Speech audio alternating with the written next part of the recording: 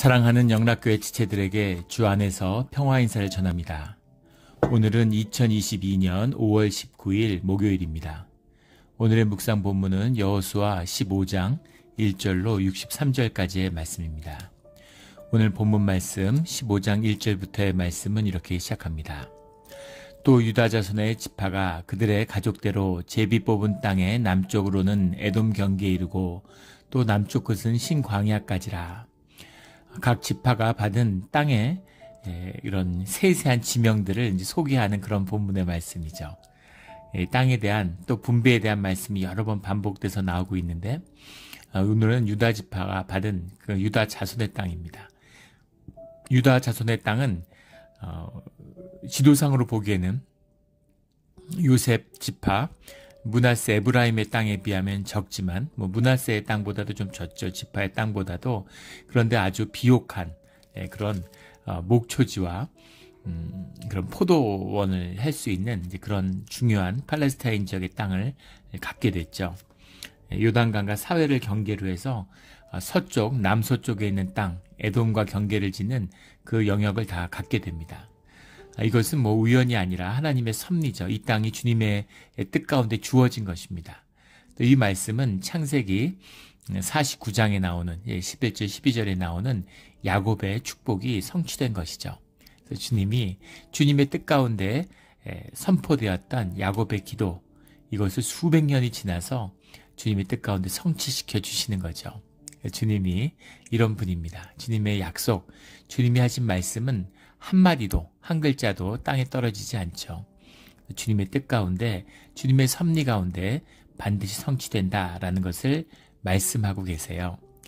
그것이 유다의 축복이 자손들이 누리게 되는 것이죠. 그럼 유다의 축복이란 무엇일까 하는 것이 도전이 됩니다. 넓은 땅을 갖게 된 것이에요. 5절에 보면 그 동쪽 경계는 여매이니 사해를 말하는 거죠. 서쪽으로는 지중해, 동쪽으로는 사해에 이르는 경계의 땅을 갖고 있는 겁니다. 요단 끝까지요. 그 북쪽 경계는 요단 끝에 있는 해만에서부터, 요단 끝에 있는 해만이라는 건 이제 요단강의 하류, 그리고 사해 북쪽을 지칭하는 것이죠. 거기에서 이제 루벤 지파와 또 북쪽으로는 베냐민 지파, 또 단 지파와 이렇게 쭉 경계를 이루고 있는데, 해만이라고 해석을 했어요. 요단 끝에 있는 해만은 지역의 명칭이 아니라 우리 포항만, 영일만, 포항의 영일만이라는 것처럼 바다의 만을 말하는 거죠. 어귀입니다. 이 밀레쇼븐이라는 말인데, 밀레쇼븐이라는 말이 텅이에요, 텅. 그러니까 그런 바다에 들어오는 어귀, 물이 들어오는 어귀를 말하는 것이죠. 광대한 지역을 차지했다. 이 축복의 땅을 받은 것이 유다의 축복인데, 유다가 축복받은 것은 무엇이며, 유다가 왜 영적인 이 장자의 전통, 물론 정자의 전통은 요셉이 있게 되지만 영적인 어떤 그 리더십을 갖게 되는 것이 유다죠. 유다는 뭘 했길래? 유다의 이야기가 우리 창세기에서도 중요하게 나오고 있는데, 하나가 유다 창세기 30장에 나오는 유다와 며느리 다말의 이야기죠. 읽어보면 지금도 얼굴이 화끈거릴 만큼 참 민망하고 추한 얘기입니다. 시작은 가나안의 여인을 부인으로 맞은 거죠. 거기서부터 어그러졌는데, 계대 제도를 잃기 위해서 악한 자식들이 태어나고 자식들을 주님이 데려가시는데, 그 씨를 잇기 위해서 계대 제도라는 게 있죠. 근데 그것을 취하지 않는 겁니다. 자식을 잃을까 봐. 주님이 세우신 제도인데 그걸 지키지 않아요. 다말을 쫓아냈다가 다말이 자신을 이렇게 창기로 꾸며서 양털을 깎으러 온 시아버지와 관계를 내서 유다의 자손을 퍼지게 되죠. 여러 가지를 볼 수 있는 말씀입니다. 이 말씀이 30장 전체의 이야기예요. 왜 창세기의 그 중요한 이야기 가운데 이렇게 추하고 부끄러운 한 가정의 이야기를 썼으며, 또 이 부끄러운 이야기의 끝에서 유다가 영적인 그런 장자가 될 수 있는 비밀이 열렸는가라는 겁니다. 이게 참 신앙의 깊은 비밀이죠. 우리가 믿고 있는 그리스도 여호와 신앙의 중심입니다. 하나는 진실이죠. 부끄럽고 아프지만 우리가 죄인이라는 거죠. 우리 깊은 곳에 죄의 행위를 하고 안 하고가 중요한 것이 아니고 그건 세상의 이야기고 우리가 본질적으로 타락한 육성의 죄인이라는 것이죠. 주님의 뜻에서 벗어난 자라고 하는 겁니다. 그런데 주님 우리를 사랑하시고 우리와 다시 하나 되기를 원하시는 거죠. 우리가 주님과 만나기 위한 가장 중요한 비밀 하나는 진실입니다. 진실해야 돼요. 주님은 죄인들과 함께 하시지만 죄와 함께 해주시지만 거짓과 함께 해주시지는 않습니다. 우리가 죄인으로서 주님 앞에 나아갈 때 진실한 우리의 모습을 받아주시지 우리가 우리를 꾸미고 무덤을 회칠한 종교의 이루를 덮고 그런 건 용서받지 못하죠. 진실해야 된다는 가장 부끄러운 진실. 근데 거기서 보이는 유다의 진실함은 무엇이냐면 이 모든 부끄러움 가운데 다말이 계대제도를 행해주지 않는 시아버지에 대한 원망으로 정말 기상천외한 상상할 수 없는 그런 방법으로 자기의 자식을 갖게 되죠. 두 아들을 갖게 돼요. 쌍둥이 자식을. 다말이 행음해서 임신했다는 소문이 나니까 뭐 임신한 걸 어떻게 숨기겠습니까? 그러니까 끌어내서 불에 태워 죽여라 이렇게 이야기하죠. 그 시대에 문하고 관습이죠. 율법입니다. 그런데 다말이 그 몸을 팔 때 받았던 그 도장과 지팡이를 증거로 내놓잖아요. 그런데 그 순간이 중요한 것이죠. 유다가 이건 내 지팡이 아니다, 내 도장 아니다 이러고 다말을 태워 죽여도 누가 알겠습니까? 아무도 본 사람이 없어요. 두 사람밖에 진실을 갖고 있는 사람이 없습니다. 근데 유다가 그 자리에서 그가 나보다 옳도다 이렇게 이야기하고 자기의 죄를 고백하고 그가 계대죄를 이었다는 사실을 인정하죠. 얼굴을 두고 다닐 수 없는 부끄러운 세상의 손가락질과 비웃음을 받는 그런 존재가 되는 사회적 자아의 죽음이죠. 나락으로 가는 거예요. 그런데 유다가 진실을 붙잡았다는 겁니다. 이게 중요한 것이죠. 그리고 계대제도라고 하고는 주님이 허락하신 그 제도 자체가 뭐 절대화되거나 주님이 행하시는 절대적인 것이라는 의미가 아닙니다. 우리의 문화와 관습 가운데 주님의 뜻을 쫓을 수 있는 주님의 도구를 허락해 주셨다라는 의미죠. 주님의 뜻이 우리의 경험 가운데 제한되었다라는 뜻입니다. 주님의 우리에게 주시는 계시의 뜻이죠. 우리의 말씀 가운데 우리의 유한한 경험 가운데 결국 쓰러져 사라질 이 현상 가운데 주님의 은혜가 실제화되는 그런 계기로서 주어지는 것이죠. 그게 주님의 뜻이고 계시고 관습이고 율법이죠. 그런데 그것을 소중하게 주님의 뜻 가운데 받아들임으로 자신이 죄인임을 고백하고 자기의 부끄러운 모습을 드러냈다는 겁니다. 이게 굉장히 중요한 것이죠. 이 유다가 누구인가에 대한 증언이에요. 굉장히 소중한 것입니다. 주님이 우리를 바라보는 것과 우리가 우리를 바라보는 것은 전혀 다르다는 것을 명백히 보여주고 있는 것이죠. 이렇게 죄인된 유다가 자기 자신을 받아들인 것이죠. 부끄럽고 창피한 자기 자신의 모습을 있는 그대로 받아들인 것입니다. 화해죠. 유다가 자신과 화해하고 나니까 유다가 그 다음에 아버지와 화해할 수 있죠. 유다가 왜 아버지에게 서름이 없겠어요? 야곱이 계속 그 아버지의 편애 때문에 그렇게 상처받고 삶이 어려웠는데 아버지가 한 짓을 똑같이 하는 거죠. 자기도 자식을 편애하는 겁니다. 유다는 그 편애 때문에 상처받은 그런 자녀죠. 아버지가 이 요셉과 베냐민만 이뻐하는 걸 보면서 얼마나 깊은 아픔이 있었겠어요. 그런데 아버지의 허물과 약점을 용서하고 용납하게 되는 거죠. 그 모습이 44장에 가면 요셉과의 화해로 나타나죠. 유다가 있었기 때문에 요셉의 형제들이 화해합니다. 계속 자신을 노예로 팔아넘긴 형제들을 의심하는 요셉의 모습이 나오죠. 동생 베냐민을 데려다가 자기 동생이니까 챙기고 싶은 거예요. 아버지는 살아계시는지 죽을는지 알 수 없지만 자기를 노예로 팔아먹은 형들이 자기 동생 베냐민이라고 살려두겠느냐 이런 의심을 하고 있는 거죠. 그런데 거기서 유다가 나오죠. 아버지가 정붙이고 사랑하는 아들이 베냐민밖에 없는데 베냐민을 데려가지 않으면 베냐민을 인질로 잡으려는 거잖아요. 베냐민을 데려가지 않으면 아버지는 못 산다 이렇게 얘기하는 거죠. 그래서 베냐민을 돌려보내고 나를 인질로 삼으라고 자기를 내어줍니다. 베냐민이 돌아오지 않으면 그 분위기를 보세요. 잘못하면 죽을 수도 있는데 다른 형제들 돌려보내고 유다가 거기 노예로 남아서 평생 노예로 살 수도 있고 죽을 수도 있는 상황이죠. 그런데 자기를 희생하고 자기를 내어주는 거죠. 그렇게 베냐민을 살리고자 하는, 또 형제들을 살리고자 하는, 아버지를 살리고자 하는 모습을 보면서 요셉이 통곡이 터지죠. 요셉의 통곡입니다.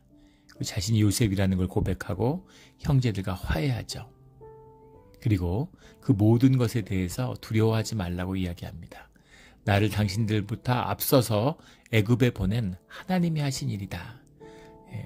그런 사람이 한 일이 아니고 원망하고 무슨 복수하고 미워하고 상처받을 일이 아니라 그 모든 것이 주님의 일이었다라는 놀라운 고백을 하게 되는 거죠. 그 고백으로 형제의 모든, 형제가 하나 되고 형제가 화합하는 이스라엘이 이루어지는 그 꿈이 성취되는 것이죠. 그래서 창세기를 흐르는 가족의 이야기가 끝나고 이제 이스라엘을 구원하는 출애굽의 이야기가 시작되는 거죠.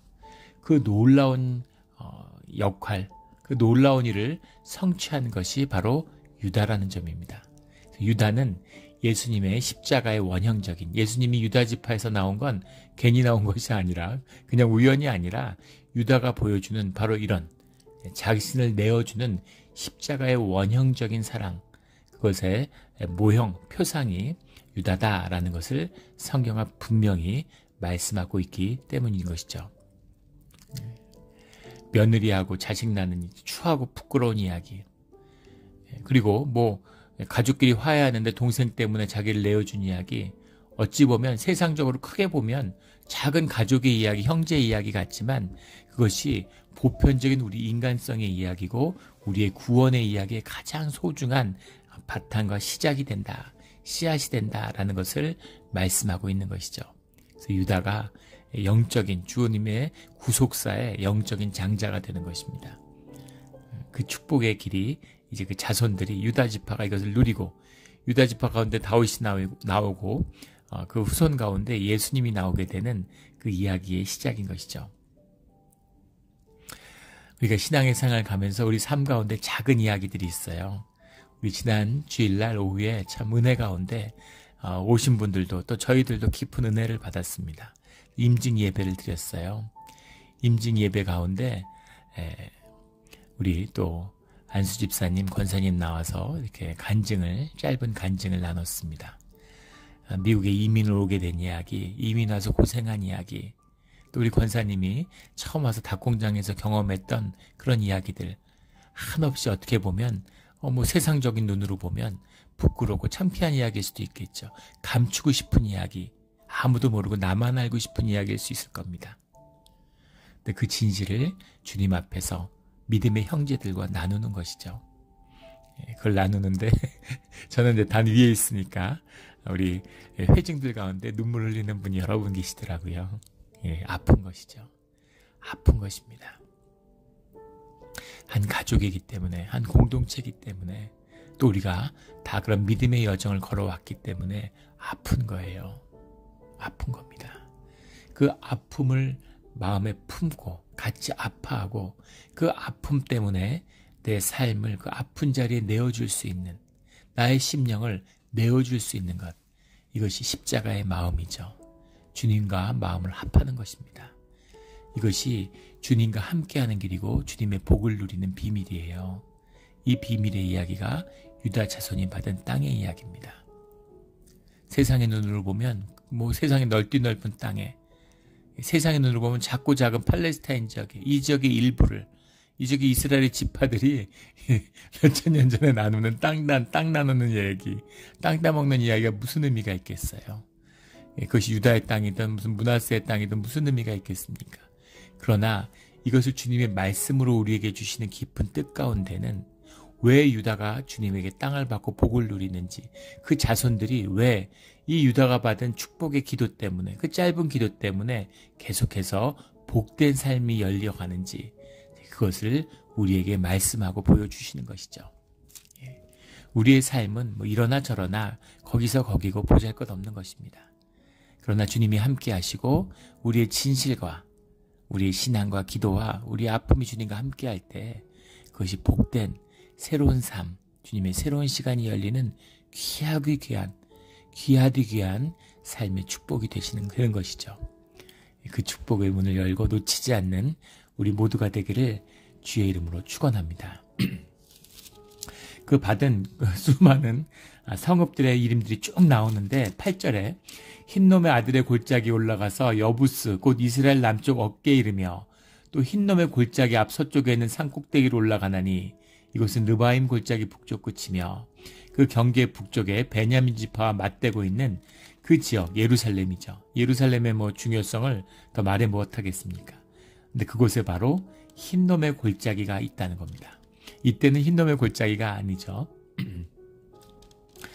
흰놈의 골짜기는 후에 붙여진 이름입니다. 우리 이사야서에 보면 흰놈의 골짜기가 저주의 골짜기고 지옥에 비유되는, 아하스 왕 때에 가면 몰렉 숭배가 이 이스라엘과 유다를 휩쓸게 되는데, 유다의 그 몰렉 숭배라는 것이 예루살렘에서 이제 드려지는 거죠. 주님이 제일 싫어하는 인신제사입니다. 자녀를 몰렉 신에게 바쳐서 그 거대한 그 청동 몰렉 신상, 거기다 불을 지펴서 그 안에다 아이를 던져 넣는, 정말 지금 기록만 봐도 상상만 해도 끔찍하죠. 그런 인간의 종교성이라는 게 무엇인지, 그 악의 본질이 무엇인지를 보게 해주는 것이죠. 예. 그것의 중심이 예루살렘이 하나님의 성읍인데 이곳에 흰놈의 골짜기가 있다는 겁니다. 유다의 이야기가 통하는 것이죠.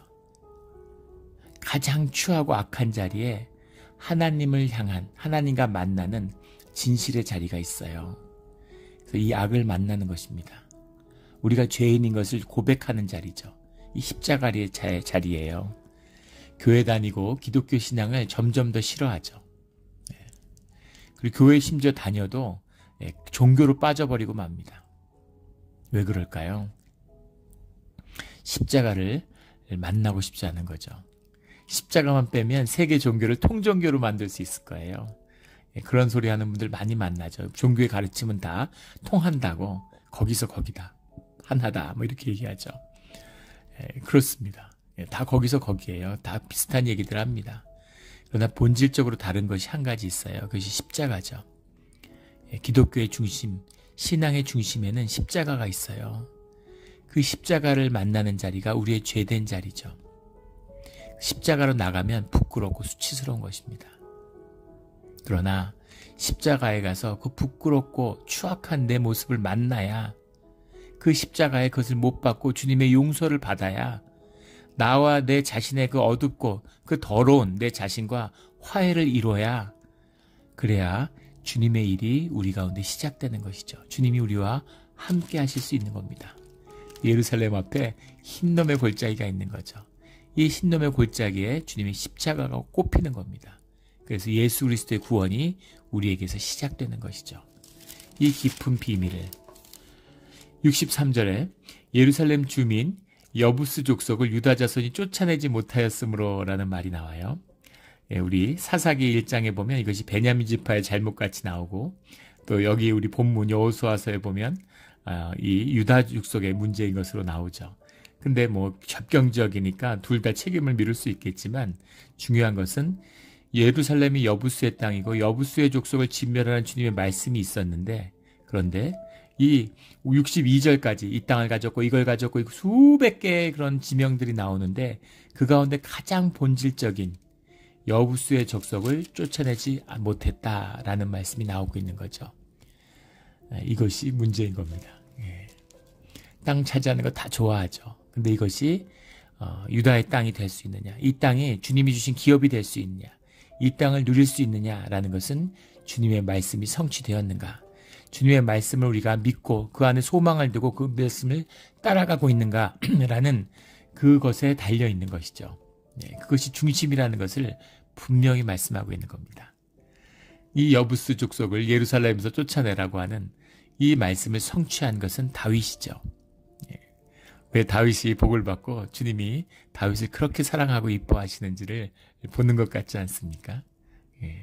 수많은 사람들이 있는데 결국 그 말씀을, 다윗이 이 말씀을, 이 시대에 지금 말씀 받은 지 얼마 안 됐잖아요. 한 세대밖에 안 지났어요. 그런데도 이 말씀을 지키지 못하는 겁니다. 그런데 그 말씀을 다윗의 시대에 기억하고 지킨다는 건 어떤 것이겠습니까? 정말 말도 안 되는 것 같지만 말씀을 붙들고 기억하며 말씀을 통해 살아가는 주의 자녀들이 있다는 것이죠. 이것이 중요한 것입니다. 다윗과 같은 주님이 사랑하는 말씀의 자녀가 우리 자신, 우리 모두가 되기를 주의 이름으로 축원합니다. 오늘 본문에 15장 13절부터 19절 사이에 재미있는 이야기가 하나 들어있어요. 갈렙이 헤브론과 드비를 정복한 이야기입니다. 갈렙이 85세인데 우리 어제 나눈 말씀에 약속했죠. 제가 아직 85세인데 주님이 주신 헤브론 땅을 내가 처음에 정찰했는데 45년 전에 그 약속을 이제 지키겠습니다. 주님이 밟는 땅을 주시겠다고 하는데 내가 가서 가나안 최강의 이 아낙 족속을 제가 진멸하겠습니다. 라고 약속했는데 그것을 성취한 것이죠.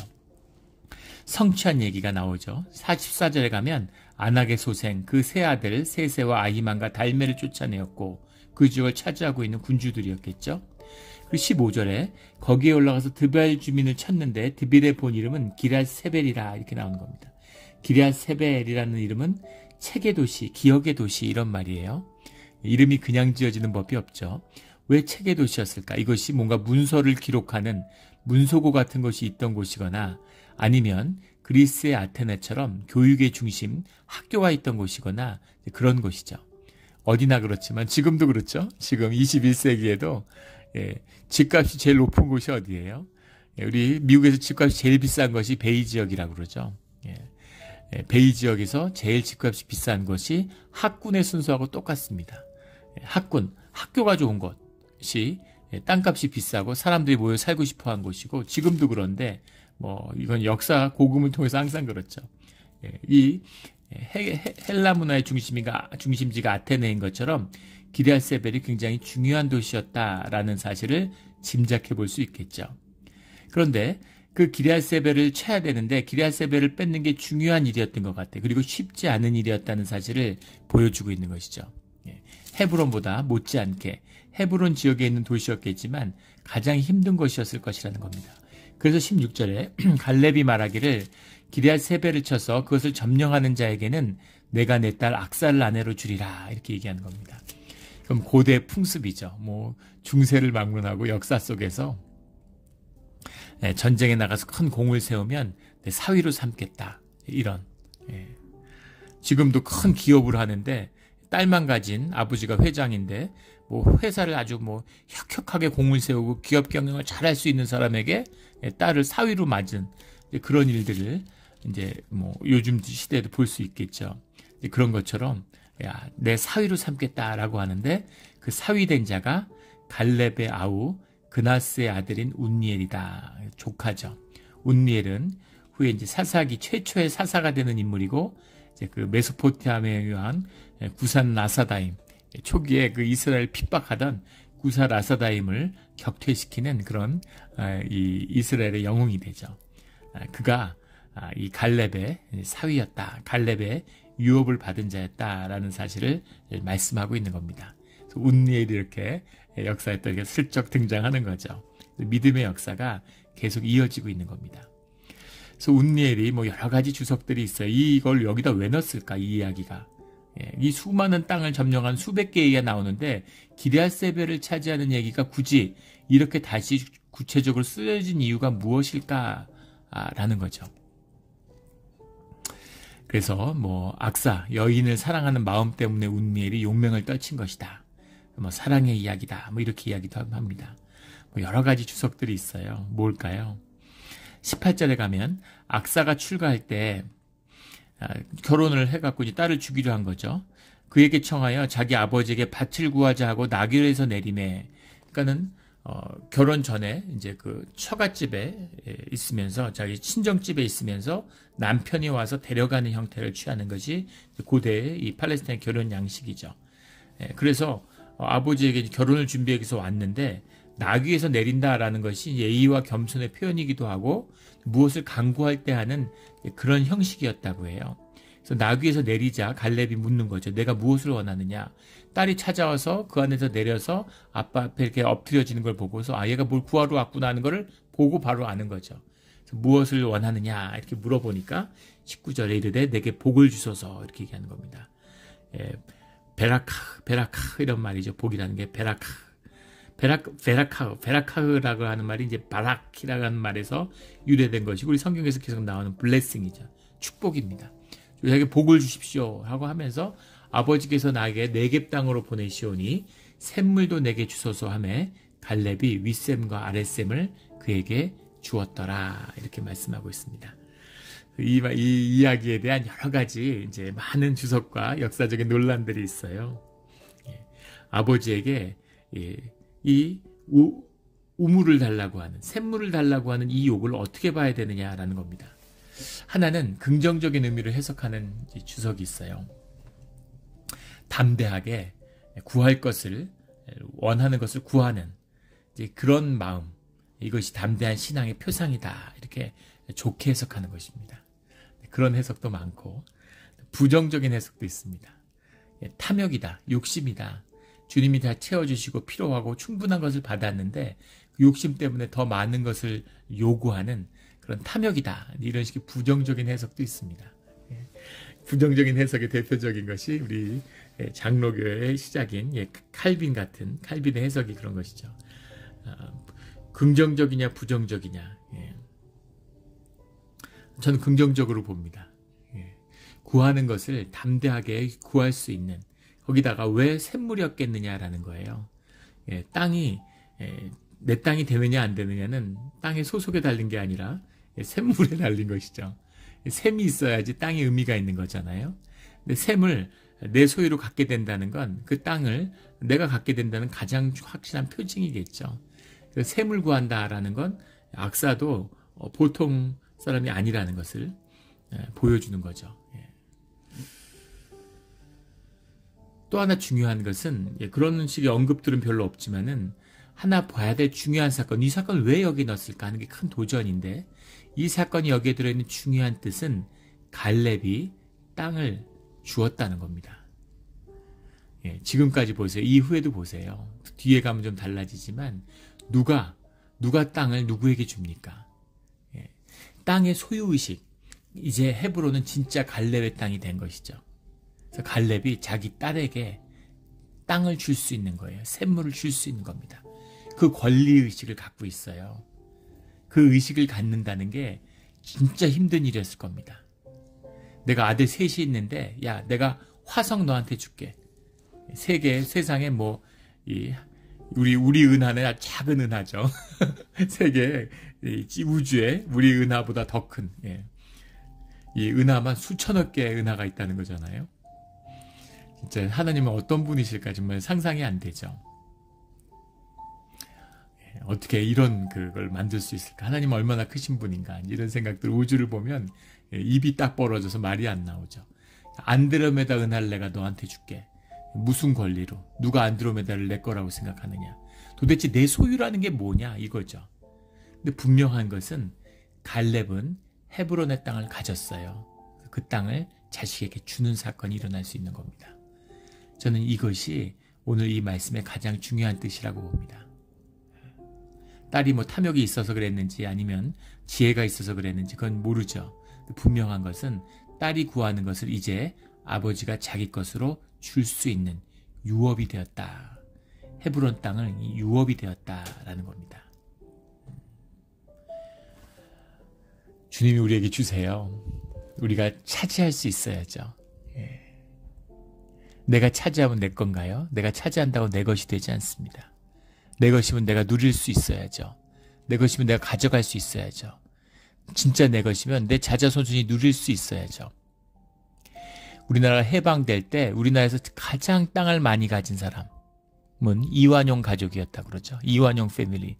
나라를 팔아먹고 일본에게서 땅을 취해가지고 땅을 일본이 다 준 것도 아니에요. 일본이 준 땅은 얼마 되지도 않습니다. 근데 권력과 권세를 등에 업고 온갖 편법과 그런 것으로 땅을 차지하고 일본 정부의 돈을 빌려서 땅을 사고 그런 식으로 땅 투기 같은 것으로 끊임없이 재산을 불렸어요. 어마어마한 땅. 뭐 지금으로 따지면 수십억 평의 땅을 가졌다고 그러죠. 그런데 그 자손 중에 잘 사는 사람이 아무도 없습니다. 이제 불과 3대손, 4대손인데 신기한 건 자식 중에 제대로 사는 사람이 아무도 없어요. 그 일부가 땅을 나중에 팔아먹고 뭐 캐나다로 이민 간 그런 자식들도 있고 한국에 사는 자식들도 있는데 다 부끄럽고 수치스럽고 그리고 최소한 부자로 살아야 될 거 아닙니까? 그렇게 나라를 팔아먹고 재산을 축적했으면 그래도 뭐 한 3대는 누리고 살아야 될 것 같은데 그런데 이제 3대, 4대인데 아무도 재산을 지키고 잘 사는 사람이 아무도 없어요. 일본이 망하면서 더 이상 땅을 지켜줄 누가 그걸 이완용 땅이라고 그래요. 이완용 땅, 이완용의 후손이 땅을 가지고 있다 그러면 정부가 바로 뺐죠.